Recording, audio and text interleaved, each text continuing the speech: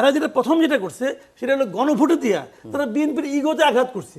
Simple কথা, কিন্তু BNP করছে বা বিএনপি মনে করছে আমাদেরকে ব্ল্যাকমেল করা হচ্ছে। বর্তমানে যে জুলাই সনদ যেভাবে আমাদের কাছে আসছে এবং সেটা বাস্তবায়নের জন্য যে প্রক্রিয়াটা নির্ধারণ করা হয়েছে, এই দুটো কিন্তু এক না। পরিবর্তনের যে আকাঙ্ক্ষা, সংস্কার, জুলাই সনদকে আপনি ভাবতেছেন এটাই সংস্কার, এটাই কি একমাত্র সংস্কার? এই সংস্কারটা কি সর্বোত্তম সংস্কার? এটা নিয়ে তো আমারই আপত্তি আছে। আমি তো শুরু থেকেই বলতেছি এই সংস্কারের দায়িত্বটা যাদেরকে দেওয়া হয়েছে এই লোকগুলি আপ টু দ্য মার্ক নয়। সনদের সংস্কার যেটা করছে এই সংস্কারটা আমি মনে করি সর্বোত্তম সংস্কার না, এর চেয়ে ভালো সংস্কার হওয়া সম্ভব আমি মনে করি। তাদের উচিত ছিল সেই সংস্কারটা নির্বাচিত যে সংসদ তাদের হাতে উঠাই দেওয়া, যে আমরা এই সংস্কার করছি, আপনারা ঠিক করেন, আপনারা আমাদের কয়টা নেবেন নেন, কয়টা নেবেন না আপনাদের ব্যাপার। এরা যেটা প্রথম যেটা করছে সেটা হলো গণভোটে দিয়া তারা বিএনপির ইগোতে আঘাত করছে। সিম্পল কথা, কিন্তু বিএনপি যেটা মানে না এটাকে মুখে বলতে হবে।